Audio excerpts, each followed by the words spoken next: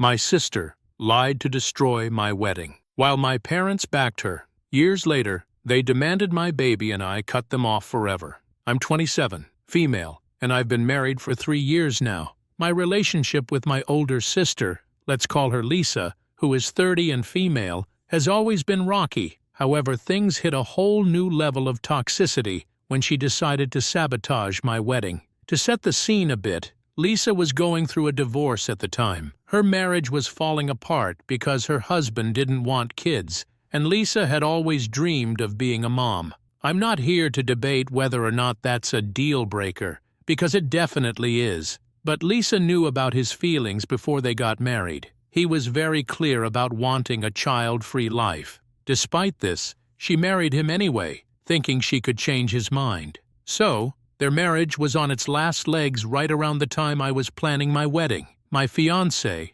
now husband, and I had been together for 4 years, and we were excited to finally tie the knot. We spent months saving up and planning every detail. We were ready for it. But Lisa decided that my wedding was somehow a personal attack on her. At first, it started with small comments about how I was being insensitive for planning a wedding while she was dealing with her divorce. I brushed it off because honestly, Lisa has always been a bit of a drama queen. Growing up, she was the golden child. She could do no wrong in my parents' eyes, while I was usually the one in trouble for not doing things her way. If she was upset, everything stopped until she felt better. So, her being upset about my wedding wasn't surprising, but I figured she'd get over it. Then my parents got involved. They called me up and asked me to postpone the wedding. Let me say that again. They wanted me to postpone my wedding because Lisa was getting divorced. I thought they were joking at first, but when I realized they were serious, I told them that wasn't happening. My fiancé and I had already put down deposits and sent out invitations.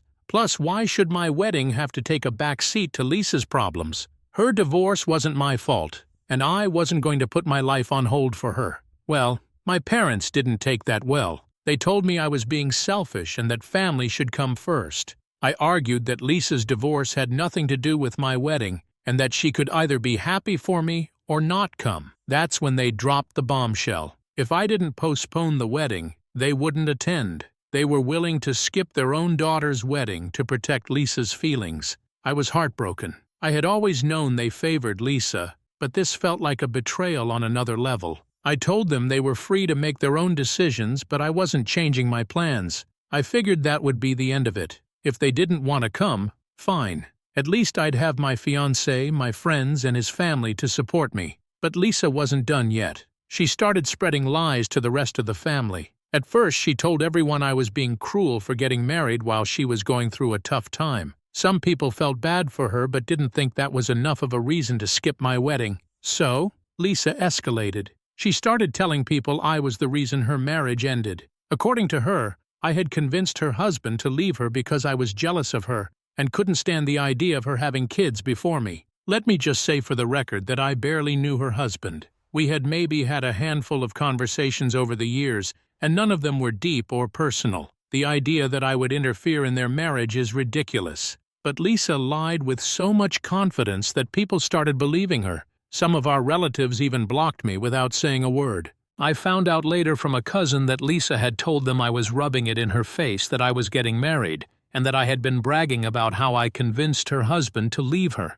None of it was true, but by the time I heard about it, the damage was done. When my wedding day finally arrived, almost none of my family showed up. It was devastating. My parents, aunts, uncles, and even some of my cousins were all no-shows. The only people from my side of the family who came were a handful of cousins who didn't believe Lisa's lies. The rest of the guests were my friends, my husband's friends, and his family. I'll be honest, the weeks leading up to the wedding were some of the most difficult times of my life. The hardest time of my life made me consider trying to clear my name, but it felt pointless. Lisa had already poisoned the well, and it would have just been my word against hers. Besides, the people who sided with her had already made up their minds. I wasn't going to waste my energy on people who didn't want to hear the truth. Despite everything, my wedding day was beautiful. My husband and his family went out of their way to make me feel loved and supported. My friends kept me laughing and dancing all night. For a few hours, I almost forgot about the empty seats and the family members who had chosen Lisa over me. But even though I had fun, the pain didn't go away. After the wedding, I cut off contact with Lisa and my parents. I couldn't forgive them for what they'd done. Lisa didn't just skip my wedding, she actively tried to ruin it. And my parents, instead of supporting me, enabled her behavior. It's been 3 years, and I haven't spoken to any of them since. Sometimes I wonder if I overreacted by going no contact, but then I remember how much pain they caused me during what should have been one of the happiest times of my life. Lisa's jealousy and my parents' favoritism turned my wedding into a nightmare. I've moved on in a lot of ways, but the resentment is still there. Fast forward 3 years, and I've built a life that I'm proud of. My husband and I are in a great place, and we recently announced some exciting news. I'm pregnant with our first child. It should have been a time of pure happiness, but of course Lisa and my parents found a way to insert themselves back into my life. Here's what happened. A few weeks ago, my husband and I decided to share our pregnancy news on social media. We kept the announcement simple, just a picture of us holding a sonogram with a caption about how excited we are. We hadn't spoken to Lisa or my parents in years, so I didn't think they'd even notice. But apparently they're still lurking on my social media, because within hours, my mom called me out of the blue. When I saw her name on my phone, I froze. For 3 years, she hadn't bothered to reach out, not even for holidays or birthdays. Now, all of a sudden, she wanted to talk. I hesitated, but eventually answered. The conversation started off fake friendly. She congratulated me on the pregnancy and said it was such wonderful news. Then she got to the real reason she was calling. Lisa. It turns out Lisa has been trying to have a baby ever since her divorce, but hasn't had any luck. My mom told me that Lisa had gone through multiple rounds of IVF, all of which failed, and she has now been diagnosed as infertile. To be honest, I felt a little bad for her when I heard that. Infertility isn't something I'd wish on anyone. But then my mom dropped the bombshell. She and my dad thought this pregnancy was the perfect opportunity for me to make things right with Lisa. I was confused at first. What did my pregnancy have to do with Lisa? My mom explained that since Lisa can't have children of her own, it would be healing for her to bond with my baby. She suggested that I let Lisa play an active role in my child's life, as if my baby could somehow fill the void left by her infertility. I was speechless. This woman hadn't spoken to me in 3 years, and now she wanted me to share my unborn child with the sister who had sabotaged my wedding. I told her no immediately. I said Lisa and I weren't on speaking terms, and there was no way I was letting her anywhere near my baby. My mom tried to guilt-trip me, saying Lisa was devastated by her infertility and needed the support of her family now more than ever. She even implied I was being cruel by denying her the chance to bond with her future niece or nephew. I shut her down hard. I told her I wasn't responsible for fixing Lisa's life or making her feel better about her choices. I also pointed out that if they really cared about me or my baby, they wouldn't have waited until I was pregnant to reach out. My mom didn't take that well. She accused me of being harsh and said I was letting old grudges ruin my chance to rebuild our family. I ended the call before I said something I'd regret. Over the next few days, my dad and Lisa both tried to contact me. According to him, Lisa wasn't trying to take my place as a mother. She simply wanted to be part of the baby's life because they would share a blood connection. He even said it would be good for me to have Lisa's help once the baby arrived. I told him the same thing I told my mom. No, I didn't need Lisa's help, and I certainly didn't want her around my child. My husband and I already have a solid support system with his family and our friends. If Lisa and my parents had been content to ignore me for 3 years, they could continue doing so now. Lisa's messages, on the other hand, were a whole different story. She didn't bother with fake niceness. She accused me of being selfish and said I owed her this chance to be part of my baby's life. She even called me heartless for refusing to include her. I ignored her texts at first, but when she started spamming me, I finally blocked her. I wish I could say that was the end of it, but my parents weren't ready to give up. They called me again a few days later, this time together, and tried to push the idea one last time. I couldn't believe what I was hearing. My unborn child wasn't even here yet, and they were already treating it like some kind of peace offering for Lisa. That's when I lost it. I told them I saw through their fake concern, and that I wasn't going to let them guilt me into this ridiculous plan. I also made it clear that if they kept pushing, I would block them permanently, just like I did with Lisa. They tried to argue, but I hung up before they could get another word in. Since then, I've been dealing with a mix of emotions. On one hand, I feel justified in standing my ground. My parents and Lisa showed me exactly where their priorities were when they skipped my wedding and spread lies about me. They don't deserve a place in my child's life. But on the other hand, I can't help but feel angry and sad that they would even try to manipulate me like this. It's like they've learned nothing from the past 3 years. For now, I'm focusing on my pregnancy and trying to stay positive. My husband has been amazing through all of this, and his family has been so supportive. They've reassured me that I don't owe Lisa or my parents anything, and honestly, they're right. This baby is a new chapter for me and my husband, and I'm not going to let toxic people ruin that. While I've spent the past few years trying to move on, the whole situation with Lisa has always felt unresolved. I knew she lied to the family to sabotage my wedding, but I never got the full story of what was going on in her life back then. That changed about a year after my wedding when my husband and I ran into Lisa's ex-husband, let's call him Mark, by complete coincidence. What he told us blew my mind and gave me so much clarity about Lisa's behavior. It all started one afternoon when my husband and I went out for lunch at this little restaurant we'd been meaning to try. We were halfway through our meal when I spotted Mark sitting a few tables away with a group of co-workers. At first, I wasn't sure if he'd recognize us, but he ended up walking over to say hello. The conversation started casually. He congratulated us on our wedding and apologized for not attending. I told him I understood, considering the timing of his divorce from Lisa. That's when things took an unexpected turn. My husband made an offhand comment about how it was ironic that Mark hadn't come to the wedding, considering Lisa didn't even show up herself. She told me she was busy helping you plan everything. I nearly choked on my drink. Lisa had been using my wedding as an excuse to delay their divorce proceedings. According to Mark, she repeatedly pushed back their mediation sessions, claiming she was too busy with wedding prep. Meanwhile, she was actively spreading lies about me to the rest of the family. Mark admitted he thought it was strange that Lisa seemed so invested in my wedding, especially since she and I had never been close, but he assumed she was just trying to keep up appearances during the divorce. That's when my husband and I told Mark the truth. Lisa hadn't been helping with my wedding at all. In fact, she'd gone out of her way to sabotage it. Mark was stunned, claiming he had no idea. He admitted she had been spreading lies about me and apologized for not contacting me sooner to set the record straight.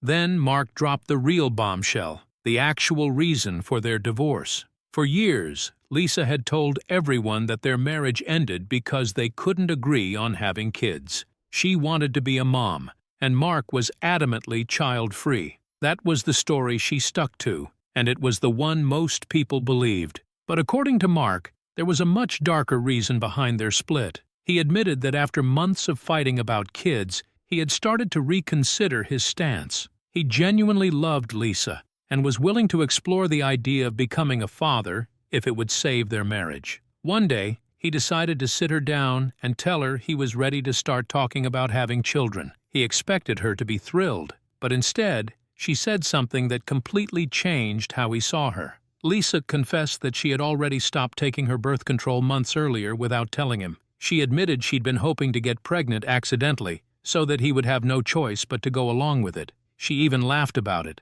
like it was some kind of clever plan. Mark was horrified. He said he felt completely betrayed, not just because she lied to him, but because she took away his ability to make an informed choice about such a major life decision. That was the final straw for him. He realized he couldn't trust her anymore, and filed for divorce shortly after hearing this. I was absolutely floored. I'd always known Lisa was manipulative, but this was a whole new level. I couldn't believe she tried to baby-trap her own husband, and I couldn't believe she'd lied to everyone about the reason for their divorce. Suddenly, her behavior during my wedding made so much more sense. She was lashing out at me because she couldn't face the consequences of her own actions. Mark told us that after he filed for divorce, Lisa became increasingly erratic. She'd alternate between begging him to come back and blaming him for ruining her life. At one point, she even tried to convince their mutual friends that Mark was the one who lied about wanting kids, even though he'd been upfront about his feelings from the start. Most of their friends saw through her lies, but it didn't stop her from trying. After our conversation with Mark, I felt a mix of emotions. On one hand, I was relieved to finally understand what had been going on behind the scenes. It explained so much about Lisa's actions, and validated that I wasn't crazy for cutting her off. On the other hand, it made me even angrier. Lisa's lies didn't just ruin her marriage, they also destroyed my relationship with most of our family. And for what? To deflect blame from herself. I thought about confronting Lisa, or even sharing what I'd learned with the rest of the family. But in the end, I decided it wasn't worth it. At that point, I was already no contact with Lisa and my parents, and I didn't want to re-engage with the drama. I figured the truth would come out eventually, and honestly, I didn't feel like it was my responsibility to expose her. Looking back, that conversation with Mark was a turning point for me. It helped me let go of some of the guilt I'd been carrying about the way things ended with my family.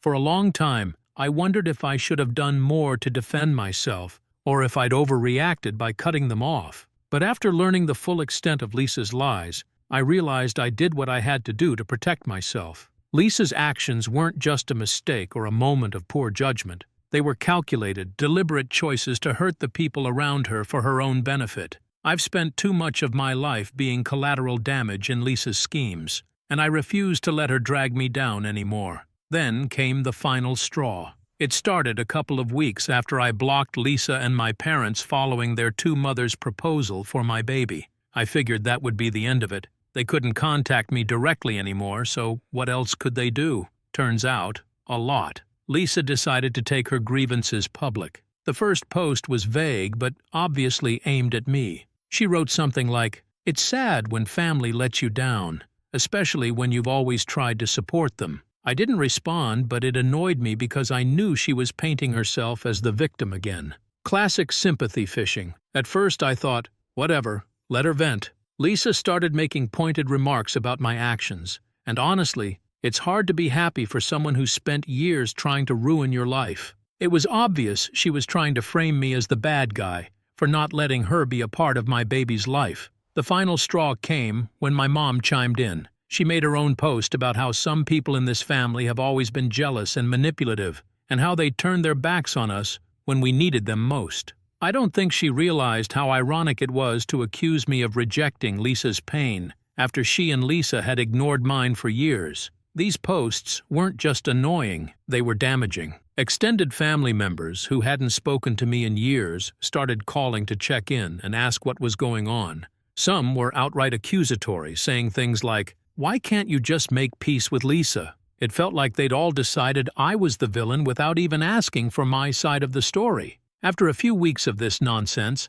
I decided I wasn't going to sit back and let Lisa control the narrative anymore. I hadn't said a word about her lies in years because I wanted to keep the peace. But clearly that strategy wasn't working. If Lisa wanted to air our dirty laundry on social media, then fine, I'd do the same. I reached out to Lisa's ex-husband, Mark, to let him know what was going on. We'd spoken a few times since our run-in at the restaurant, and we were on good terms. I asked if he'd be okay with me sharing the truth about their divorce, and he said yes. He even offered to back me up if anyone doubted my story. So, I wrote a long post explaining everything. I detailed how Lisa had sabotaged my wedding by spreading lies about me, how my parents enabled her behavior, and how they tried to guilt me into sharing my baby with her. Then, I dropped the bombshell about her divorce, the fact that she'd secretly stopped taking birth control to try and baby-trap Mark, and that her manipulative behavior was the real reason their marriage ended. The reaction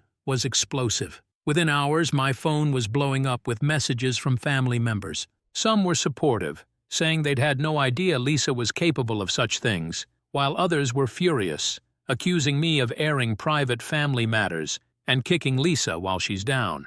Lisa and my parents were uncharacteristically silent at first, which told me they didn't know how to spin this. But of course, they didn't stay quiet for long. A few days later, Lisa made a post claiming I'd fabricated the entire story out of jealousy. She said I'd always been upset about how close she was to our parents, and accused me of trying to turn the family against her. My mom and dad backed her up with comments about how they just wanted to rebuild the family, and how they never expected such cruelty from me. At this point, I wasn't even angry. I was exhausted. I'd laid out the truth, and anyone who still chose to believe Lisa was free to do so. I wasn't going to waste my energy arguing with people who had already made up their minds. I left the post up for about a week, not because I regretted what I said, but because I didn't want my social media filled with negativity. Since then, things have calmed down a bit. Most of the family who sided with Lisa has gone quiet, and a few have even reached out to apologize for believing her lies in the past.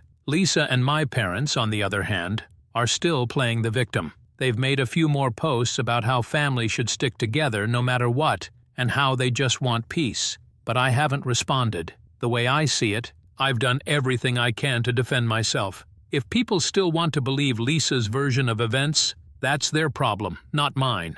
I've got a baby on the way, and I'm not going to let toxic people take up any more space in my life. That's where things stand for now. If you've ever had to deal with a family member airing your drama on social media, I'd love to hear how you handled it. Thanks for reading. Hey everyone, the channel's been slowing down a bit and I spend so much time finding these stories for you. If you enjoy the content, please hit that subscribe button. It means the world and helps keep this journey going strong. Let's grow together. Now, let's move to the final update. Final update. Hey, Reddit.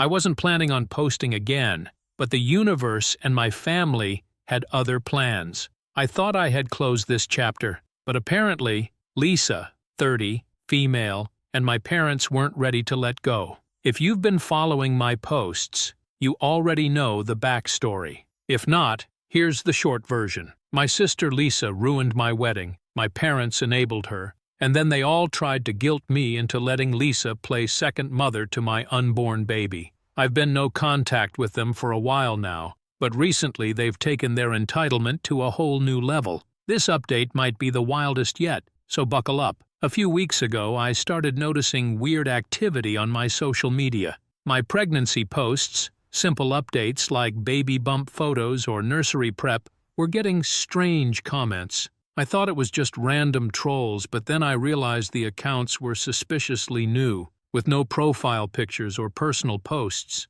My gut told me it was Lisa or my parents behind them. I brushed it off because honestly, I'm used to their antics at this point. But then, it escalated. That one shook me. I deleted the comment and blocked the account, but I couldn't shake the feeling that they were watching me. Things took a darker turn when I got a call from my landlord. Apparently someone had called pretending to be me, asking if I was planning to move out soon. They claimed they were my sister and wanted to help with the process. Thankfully, my landlord didn't believe them and called me to confirm. I was furious. This was a blatant invasion of my privacy, and I had no doubt Lisa was behind it. I contacted my parents to confront them against my better judgment, and they didn't even bother denying it. I lost it. I told them it wasn't Lisa's place to meddle in my housing situation and that she had no right to contact my landlord. That's when I hung up. I wasn't going to waste my breath arguing with people who clearly didn't see how insane this was. The final straw came last week,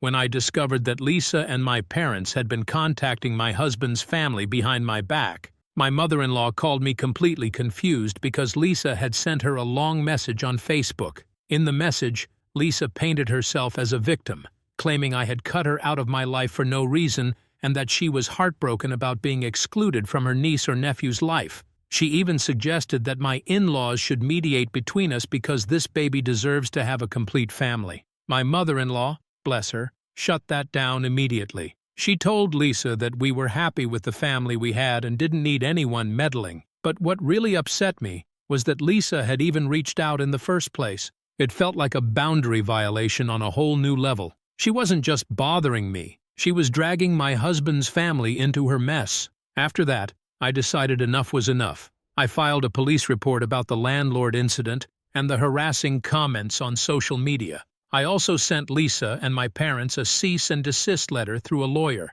making it clear that if they continued to harass me or my family, I wouldn't hesitate to take legal action. Of course, they didn't take it well. Lisa sent me a long email accusing me of being cruel and vindictive. That sentence made my skin crawl. I don't know how she doesn't see how unhinged she sounds. My dad tried to guilt me, saying, "This is tearing the family apart." I told him I wasn't the one tearing the family apart. They were. I've given them so many chances to respect my boundaries, and they've trampled over every single one. At this point, I don't even feel sad about cutting them off anymore. I feel relieved. Now, I've gone completely no contact. I've changed my phone number, made all my social media private, and let my landlord and employer know about the situation in case they try anything else. My husband and I are also looking into installing security cameras around our home. I hate that it's come to this, but I can't take any chances when it comes to protecting my baby and my family.